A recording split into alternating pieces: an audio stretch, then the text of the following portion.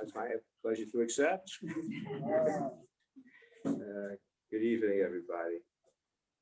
The story is told of Pinchas of Korvitz, who wound up spending Shabbos with the Chesed Lavram in his time.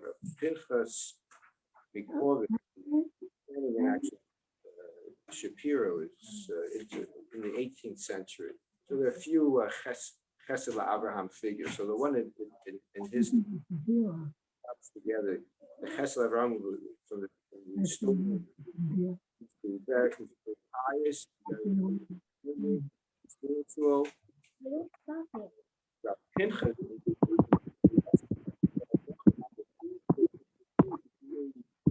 one of the Suud Shabbos, one of the Shabbos meals, if he could speak about the severity of speaking falsehood, sheker.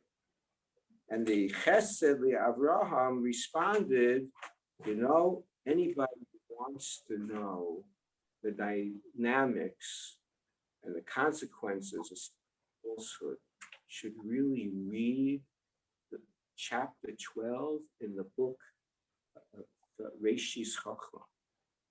So Rav Pinchas said to him, it would be times more powerful could hear it in the mouth of the righteous one, of the tzaddik. And he added it, and he said, is that when a person learns Torah out of a sefer, it's like it's a physical experience. It's like the guf, our body is experienced. But when you hear somebody's mouth and it's your ears, it's an experience of the neshama. So that reflects really the value of oral law, Torah Sheba'al Peh. I mean, Baruch Hashem, and especially in our generation, but it's already hundreds of years. But the bulk of our Torah Sheba'al Peh is in written, and generations translated.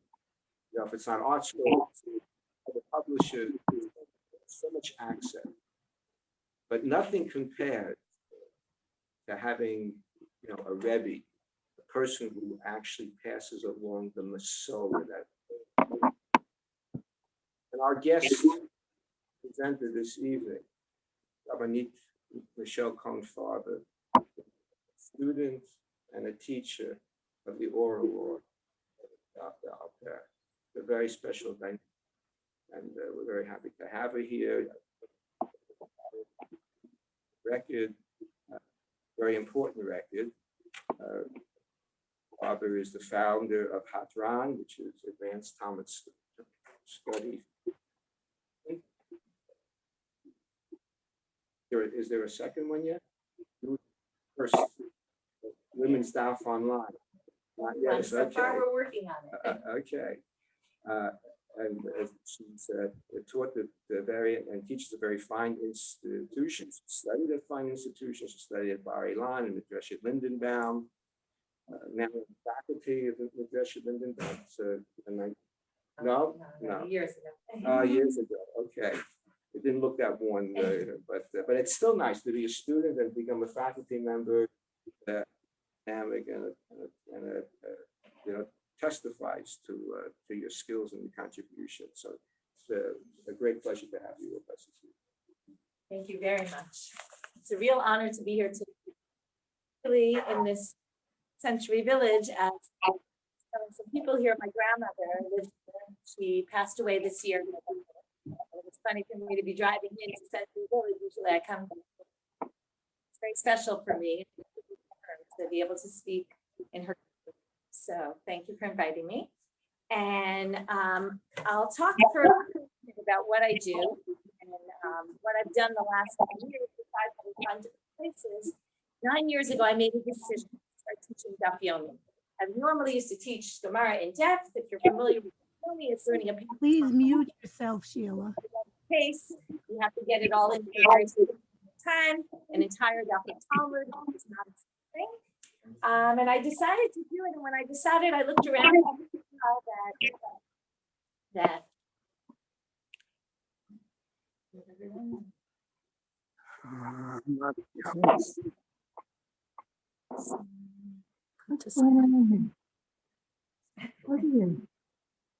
let's go to It looks like that's- everybody, there are a few no, people. everyone's not muted, but there's a way to mute everyone, but I can't find it. I don't know how to do it on this device. No, it's not the right thing. Oops. Yikes, did I just mess it up? It's something else. Yeah. Let's go. I'll put the Zoom back on. Wait, the Zoom. 1 No, second. no, Here, the Zoom button. no, that No, won't the work. Zoom. No, that's not. That was the Zoom button. Quit. Oops. I don't know how to mute everyone. I think you just have to ask everyone to mute themselves. Oh, hold It's on. usually a- you lose them. And There is a mute all, but on the computer, I don't see it here. Does someone know how to do it on the phone? It looks like we lost the Zoom. Well, that's because we pressed the wrong, Sorry that I pressed the wrong button. that's, My fault. I didn't hear. I think we still hear them.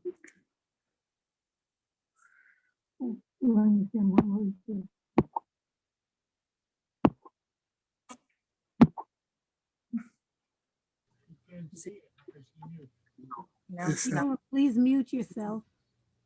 there. Okay, we're back. So, Sheila, please mute yourself.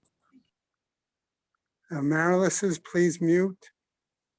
with the green. Oh, no, that's Okay, us. Okay. so now we Sheila should, Shapiro should mute. right.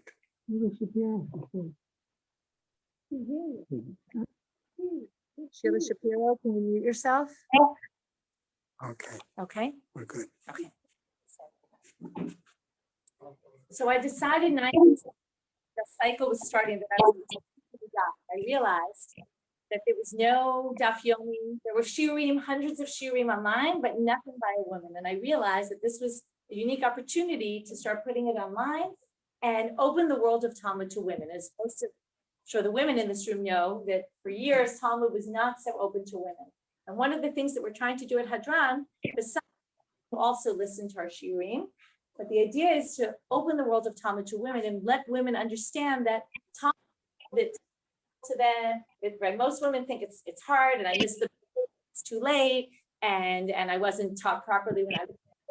What we're trying to teach people is that it's never too late to start, and as the rabbi mentioned before, there's many resources nowadays to help you, whether it's a podcast, other podcasts, Cohen. There's lots of opportunities to be able to study Talmud now that didn't exist many years ago, and what I want to talk today about is why is it so important to study Talmud? What does the Talmud have to say about the importance of studying Talmud? I'm just going to ask whoever's on the Zoom who's not muted to please mute yourself.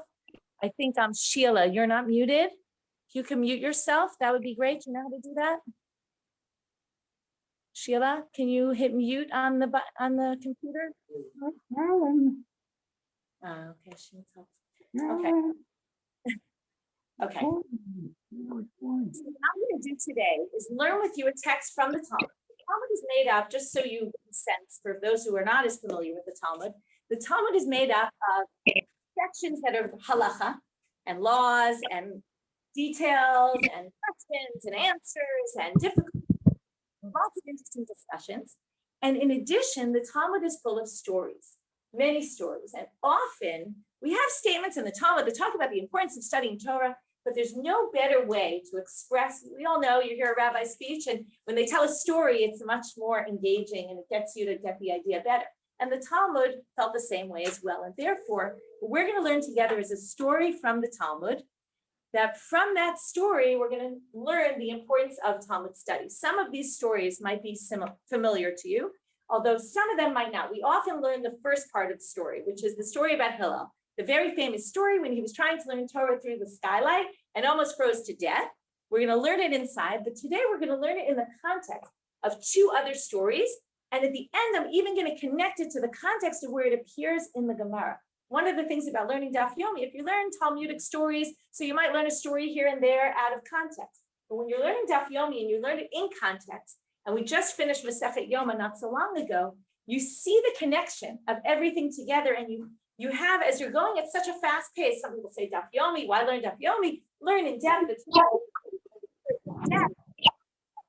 learning Daf Yomi, you get to see the whole Masechet almost at once, because you're learning it very quickly and there's concepts that jump out at you. So we're gonna, in the end, connect this story to its context within Masechet Yoma. It's kind of nice because Yoma stands for Hayom. In Aramaic, Aleph at the end of a word, kamatz Aleph, is like a hey at the beginning of a word. It really means Hayom, the day. And we're nearing Yom Kippur, we're getting there. We're in the summer already. We finished the Shabbat, and the next big thing that's coming are the high holidays. And we're going to a little bit connect this idea that we're going to learn today to the high holidays and to Yom Kippur. So we're going to start our story. Our story starts out a little bit like a joke. Ani va'ashir ve'rasha ba'im ladin. Poor person, a wealthy person, and a bad person, an evil person, however you would call it, ba'im ladin. They come up in heaven. They come in judgment before God. La'ani omrim, to the poor person they say, mipnei ma lo asakta b'torah. Why did you learn Torah in your life? Im omer ani hayiti v'tarud b'mezonotai. If he says, I was poor, I was busy trying, I didn't have time to learn Torah. Omrim lo klum ani hayita yoter mihilel. What? You any more poor than Hillel? So let's hear the story of Hillel. How poor he was, yet he managed to learn Torah. Amru alav al Hillel hazaken. They said about Hillel the elder. Shebechol yom vayom haya oseh umistaker b'trafik. This doesn't mean traffic. It's a coin called a trafik. He would make 1 coin a day. That was as much as he was able to make. Chetzio haya noten l'shomer beit hamidrash, v'chetzio leparnasato leparnasat anshe beito. Half would go to pay the guard at the entrance to the yeshiva. We all know it's not easy to have a yeshiva education. You have to pay a lot of money. So it was in his day as well. So half of his salary, right, which sounds kind of familiar, half of his salary would go for him to go learn. And the other half would go to support his family.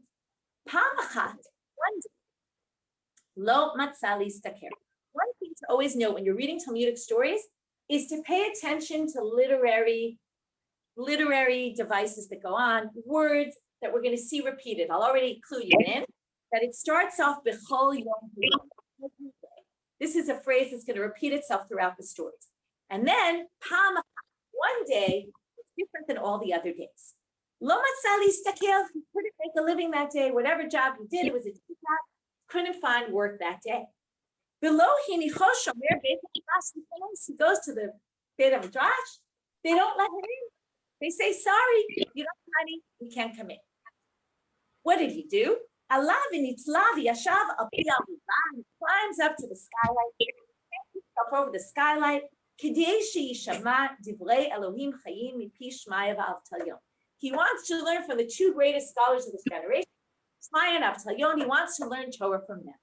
So what does he do? How do they term the Torah again? Pay close attention to the words. Divrei Elohim Chayim. He's looking for the words of the living God, the live words of God. He's looking for life. The Talmud is his source of life, and that's what he's searching for. Interesting what should happen to him.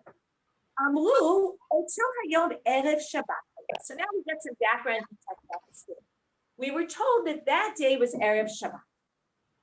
Utzkufa Tevet Haita. And it was the winter months. So it's freezing cold and hard to imagine this weather. Freezing cold. The Yarad Alav Shevet. And he stood there by the skylight with the snow pouring down in.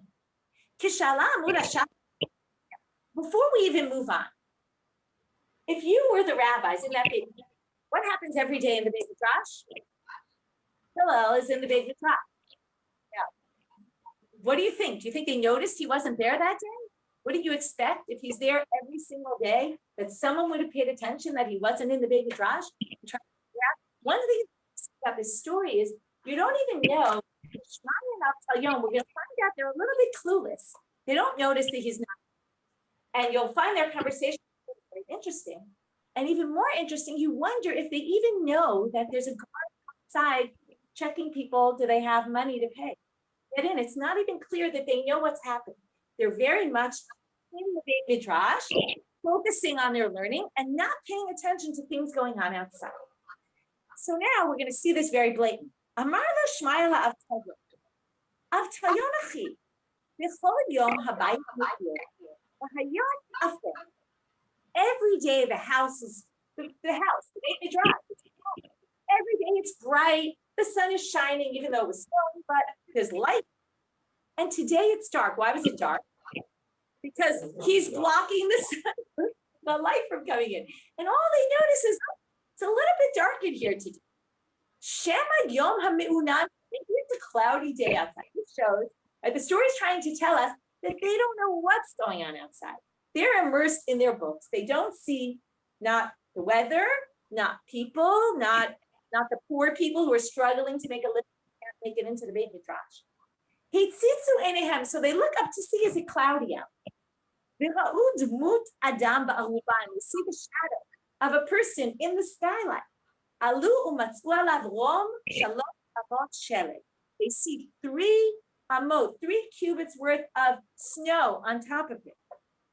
So immediately they jump into action, right? They weren't doing any actions until this point. If you notice, all they were doing was trying to talk about the weather, the light, and obviously there's a foreshadowing of dark, right? Light and dark. Light is always Torah, right? The Torah, all the Torah is light, and they realize something is wrong, missing about the Torah here. It's darkness instead of light.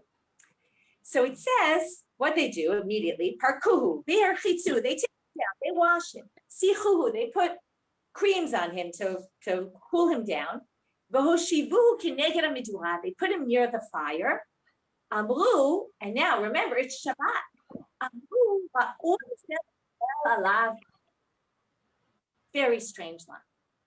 They say this person is worthy to desecrate the Shabbat for save his life. Why is that a strange line? Anybody should be worthy to desecrate the Shabbat. It shows further that there's something, right? Their perspective is kind of all about Torah scholars. Oh, he sacrificed his life to learn Torah. We should desecrate Shabbat for him. Now, you could just say it just means, wow, what an amazing person. But it shows something a little bit missing here in terms of their perspective about people, about the people.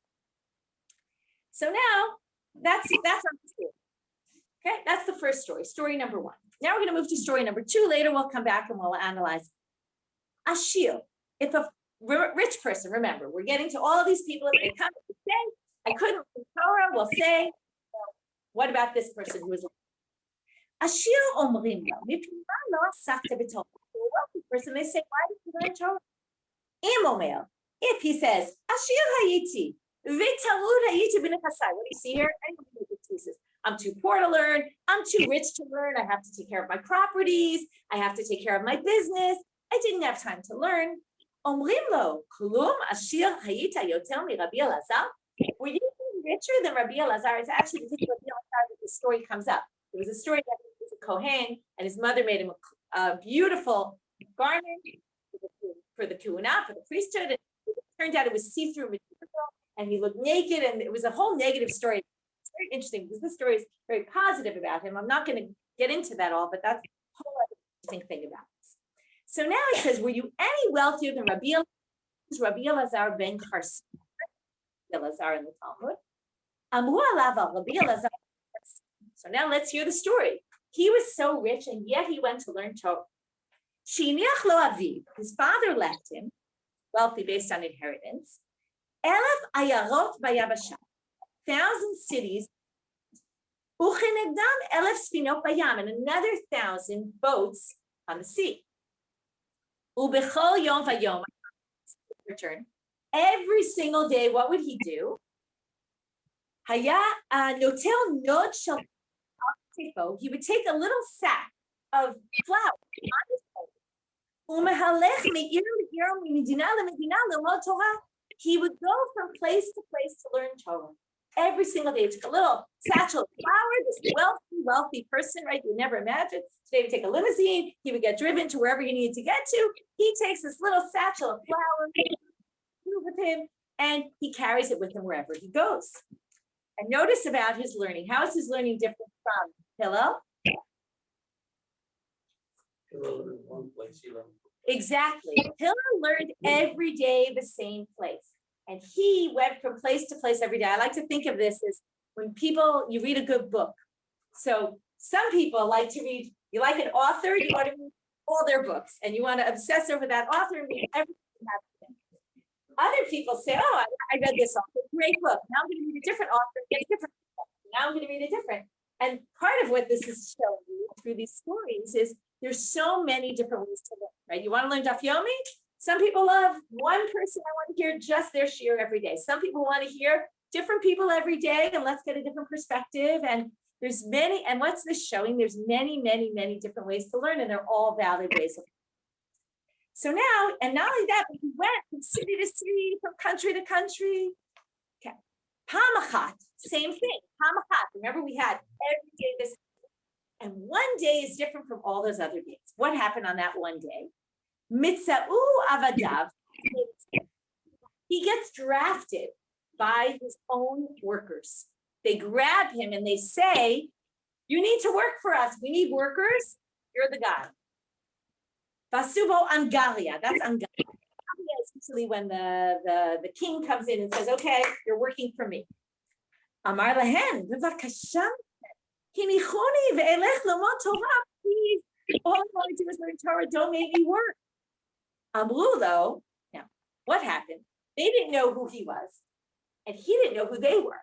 Why not? Because he never showed up in his office. He's learning. He didn't go to work. He didn't know his workers. His workers didn't even know him. There was no photo in the entranceway of the office. You know, this is our boss. They didn't know him.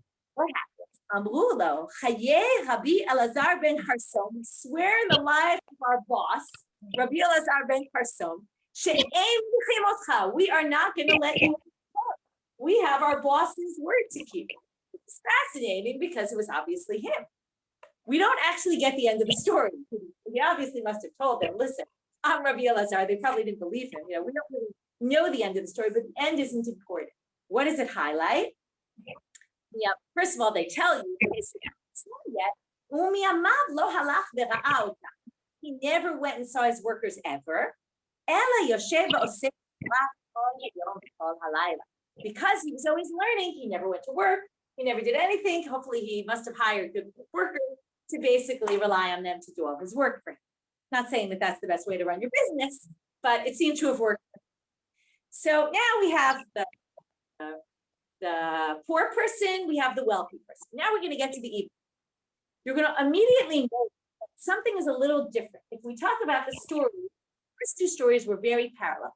The third story is a little different, and I don't have a good answer. Some people actually think that this third one was kind of an add. It's not really the same. And in my analysis, I'll focus on it really is a bit of a different type, but we'll learn it as well. So when the evil person gets up to heaven, they say, why didn't you learn Torah? An interesting excuse. I was so beautiful and I was dealing with my beauty all the time. I had to make myself look good, put on my makeup, get ready. Were you any more beautiful than Yosef? First of all, already a huge difference. We're leaving the time period of the rabbis and we're moving way back to Tanakh time period. Oh, were you any greater than Yosef? He was so beautiful, Yosef. Now, what's interesting about Yosef? What's another difference is he actually doesn't learn Torah. Okay, it's very interesting. His issue is not Torah, it's a different issue we're going to see. It's the issue with Potiphar's wife trying to seduce him. Here comes the similarity. Every single day, okay, you're already seeing there's a theme here. Every day she tried to seduce Bigadim shalavsha lo shachari lo lavsha lo arvit. She wore her clothes in the morning and she changed her clothes in the afternoon, trying to attract him in this way. Bigadim shalavsha lo arvit lo lavsha lo shacharit. This, by the way, in the context, I told you the story about Elazar bar Chansom and his beautiful clothing, there's this connection here to the clothing. How the Cohen Gadol changes his clothing on Yom Kippur a few times during the day. He's changing her clothes. There's an obvious connection there in the text. Amralo, he shama. She said, come on, just listen to me. Amarla, la, said, sorry, no. Amralo, I'm going to put you in jail. Amarla, Hashem atira surim, put me in jail. God will be Hareini kofefet chovatcha, down. Hashem's okay kufim. These are obviously verses from our brachot in the morning are based on. God will make you stand tall. I will blind you. They all, you can see it from the parentheses, they all come from chapter. See the TV. Hashem pokechi. God opens the eyes of the blind. I'm not worried about you. Natznalo elef. She paid him all we see all these birds to listen to her, to sleep with her, liotima, to be with her. He knew that if I sleep with her in this world, I'll be with her in the next world, and that I certainly don't want. And he stood up to the temptation and survived. So there we have our three stories. The most problematic line. How are all these stories brought? So again, you could take each story individually, but they're part of a package, right? As I said, you probably, I don't know how many of you, by a show of hands, could show me how many know the Hillel story, right? Many of you probably know the Hillel story, but have you ever heard these other stories? Probably not, right? Some people, yes, but many people. So that's always a problem. You take the story out. The end of the story is, so again, the stories are bound together by the heavens, and you're asked, why did you learn Torah? And you say, it's because, whatever excuse you give, we're going to give you proof from these three people that, if they did it, you could do it. Nimtza, here comes the big punchline. Hillel mechayev et ha'aniyim. Hillel causes all the poor people now who go to heaven, who want to claim I couldn't learn because I was poor, to end up liable for the people who learn Torah. Rabbi Elazar ben Charson, he's going to cause all the wealthy people who didn't learn to be liable. And Yosef will make the evil people liable.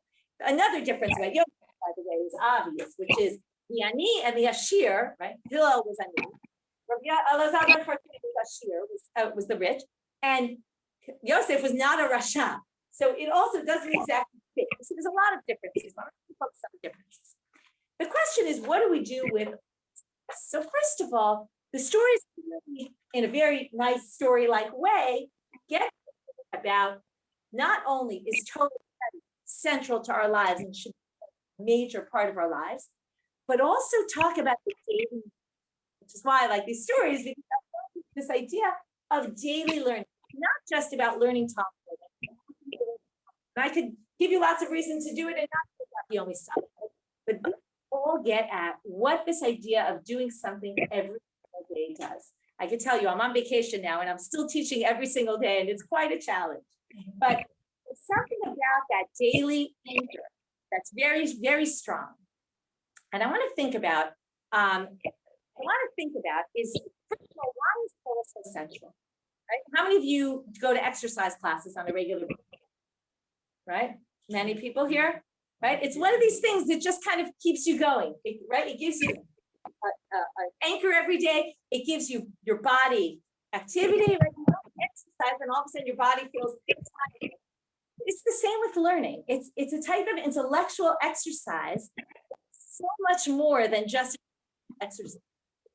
Connected to our Torah, connected to God, it's connecting to our traditions, and it enriches your life on a daily basis.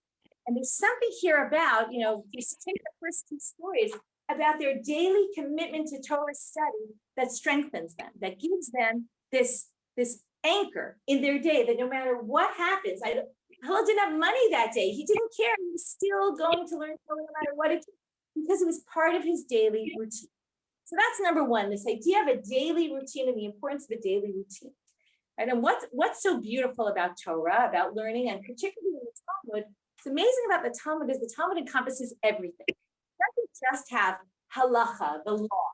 It has conversations, discussions, and arguments, and and life and passion and psychology and philosophy and human behavior. So much of our Jewish life based on what the anticipation of how we interact and how the law is. And like if you don't remember something, do we assume, you're lying? You say, I don't remember, or maybe, certain people just don't remember, right? So then we don't assume you're lying. So much of it that it affects human behavior. So the Gemara has everything in it. So that's number one in terms of the importance of that. And I think nowadays when, why women were closed off to this world for so many years, and over the last many years, the world has changed. Women are pursuing intellectual pursuits in so many different ways, and often they're not actually versed in Jewish texts, right? They know a lot about law, business, medicine, whatever it might be, but their knowledge of Jewish texts is very basic, and it's hard to connect without having that basis and understanding. If we go back to this daily issue, I want to focus now on the daily concept. In each of these stories, or certainly the first two, and even the third one has this, one day she took him and she said, listen, today's the day. There's this daily thing they do, what they're used to doing. And then one day something kind of, they get thrown something that they're not expecting, right? He can't make money. He gets conscripted by his people. Potiphar grabs him and says, listen, today we're going to. But what gives them the strength to continue despite, right, the change? And again, I think what the idea of these stories is the b'chol yom vayom. It's that doing something every single day means that when you get to that day, right, like this idea of me being on vacation and I'm trying to still record all the dapim, and it's a challenge, but since I'm so used to doing it every day, I manage to fit it into my routine, right? And if there's something about routine that it's almost like in these stories, they almost don't even realize how important their routine is until something gets broken. Something in their routine breaks, and then they realize, oh, wow, I need my routine, right? My routine is what keeps me sane. I can't tell you how many people have written to me, particularly in this last year and a half with COVID and schedules being topsy-turvy and life being topsy-turvy, how much learning the daf has kept them sane. They have something to do every day. It gives them an anchor every single day to be doing the same thing. Even what's amazing about the daf is, of course, it's the same thing, but it's different every day. But I used to go with my kids to the zoo when we were little. I had a Manoi membership to the Jerusalem Zoo. We lived right nearby. And we used to go every few days. And every day you go to the zoo, it's something different. One day the lions are angry and roaring. And one day the bears were eating ices, I remember. Every day it changes. There's more activity. They were fighting one day. It's always a little bit different. So the Talmud is like that also, that it changes every day and there's always something different. So in a sense, you have your routine, but your routine, right, what's the same kind of changes up. And then also when your routine breaks, you realize how central that routine is for you. So the first thing is the importance of Talmud study. The second is consistency. The third issue is about excuses, right? One of the themes of this story is you try to make excuses. How many times do we try to make excuses, right? And this story is telling you there's no room for excuses, right? God doesn't accept excuses like this. And what are excuses, right? They're ways of us justifying all sorts of things that we do. And this is kind of saying, don't try to give me any excuses. You can be a superstar like Hillel. You could be a superstar like Elizabeth, or some you could be like Yos. It seems a little unfair because these people are really people, we look up to. They're beyond life. They're not your average person. And it's a little bit unfair. That's why that last line I find a little bit tricky. It's unfair to expect us to be like what we call these superhumans. They're beyond. They're larger than life. And that last line is very harsh because Hillel is making right. I'm sure Hillel didn't anticipate that by his sacrificing his life, he was basically causing other people to end up in trouble, right, with God. So the question is, what's that all about? And I think that this something that I've learned through my journey through teaching Daf Yomi every day. When I started to teach Daf Yomi, I thought, am I going to really be able to teach Daf Yomi every single day? And how can I get an entire daf into 45 minutes? I used to teach, 10 lines in 45 minutes? How could you, and am I going to get women who are interested in learning Daf Yomi? How many women learn Daf Yomi? How am I going to get people to come? And when I decided to do the Siyum HaShas for women, which we did last January, just before COVID, thank God. Also, when I get people to show up, we rented Binyanei Homa a year and a half before, 3,000 seats. And some people said, you're crazy. You're not going to fill the room. No one's going to show up. You'll get maybe 1,000. Some people said that room is not going to be big enough, right? You're going to get thousands of people to come. And it was a big gamble. And in the end, we were overbooked. And a week and a half before we had to close registration, we opened another room and then eventually, and then we're able to kind of have an extra room where another 300 people could come. But it's this idea that you think of these things as beyond doing, right? But they're really not. And part of it is about that consistency. It's about that anything I have a friend who lanes every week. And he said, why are you good at teaching Daf Yomi and why am I good at laning? Because we do it all the time. And it's just that consistency that gets you good at something. And if you just set your mind to something, you can, you just say, I'm going to do this every day, you'll get better at it. Because anything you do on a daily basis, one of the reasons I wanted to teach Daf Yomi was because anywhere where I wanted to teach, I'm in the center of Israel. And in the center of Israel, there's not as much Torah going on as there is in Jerusalem, not as many opportunities. And particularly for women learning Gemara, the most I found was to teach a once-a-week class. Now, if you take women who don't have background and you're going to teach them once a week, this week their family comes to visit, they don't come. This week their kids are sick. This week it's a holiday. You end up, there's no consistency. I felt like I was teaching a class for 4 years, once a week class. Many of the women came back every year and I felt like they weren't getting anywhere in their skills. And they weren't advancing because when you do something once a week, it's good. And I wouldn't say, don't learn once a week. I think it's amazing. But there's something about doing something every day that gives you a lot of strength. And it's the way to succeed in something is to have that consistency. And it's one of the things that Daf Yomi really has is this daily study. And it's something I actually read this study. It was a little bit about a year before the Siyum, or maybe a few months before. They did a study in Makor Rishon, which is a newspaper in Israel, a religious newspaper. How many men study on a daily, twice a week, like once a week, twice a week, 3 times a week, 4 times a week, 5, compared to women. And it was amazing to see how few women studied Torah. This was Torah, forget about Talmud. I'm not even talking about Gemara study. Very few women studied every single day. Many men studied, right? If you looked at the stats, it was an amazingly skewed in terms of how much more the men studied and how many, the majority of women said once a week, if that. And there's something to be said for that daily commitment that is very empowering. The last thing I want to finish with, and then we'll open for questions for a few minutes, is this idea of why is this in Masechet Yoma? The story could be anywhere. It's about the centrality of Torah study. And I think it goes back to this L'chol Yom Vayom. Yom Kippur, as I said, Yoma is called the day. Yom Kippur is the day of the year. And many people, some people come to shul one day a year, it's Yom Kippur, right? That's the day you're going to come to shul. And to the Torah, the rabbis in the Gemara, they talk about how Yom Kippur atones. The day itself has this special power. It atones all sorts of things. It's about the special, unique nature of that day. But the special, unique nature of Yom Kippur does not come with one day alone, right? There is no such thing. And all throughout the Masechet, we saw all sorts of references when we were learning it, is that this day is made up of 364 or 353, if you use the Jewish calendar, other days of the year. And that without that consistency, in fact, part of it talks about, first you do the daily sacrifices, only after that do you get to the Yom Kippur sacrifices. Because without the daily and what you're doing all year round, your Yom Kippur isn't meaningful, right? Or it can be meaningful as a one day, but a one day doesn't have continuity. It's like a wedding. We love having Sheva Brachot because it takes that one day of a wedding and it makes it last much longer.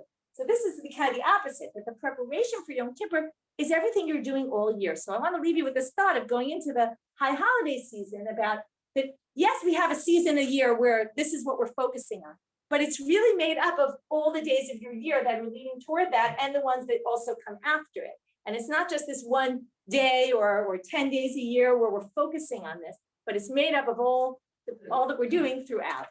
So we'll end there. I'll open for questions and want to hear a little bit more about Hadran, which is we're trying to promote also women's Talmud study, number one, women studying Talmud and scholars teaching Talmud, which also is harder to find in general. And we believe that women's voices also have a different perspective on texts that have been studied for so many years, mostly by men, and the idea being that also women should be studying and women should also be becoming knowledgeable enough to be able to teach these texts so that people can have a bit of a different perspective on this book that we've been learning for so many years, but has mostly been taught by men. And that's why there's many men who are listening to Shirim on Chazan as well, because it's not just of interest to women, but it's also of interest to men.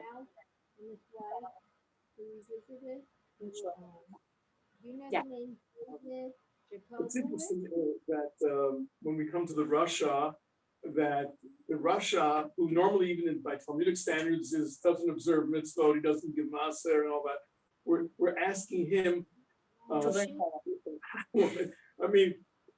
think the question he would probably get is, did you ever put on tefillin?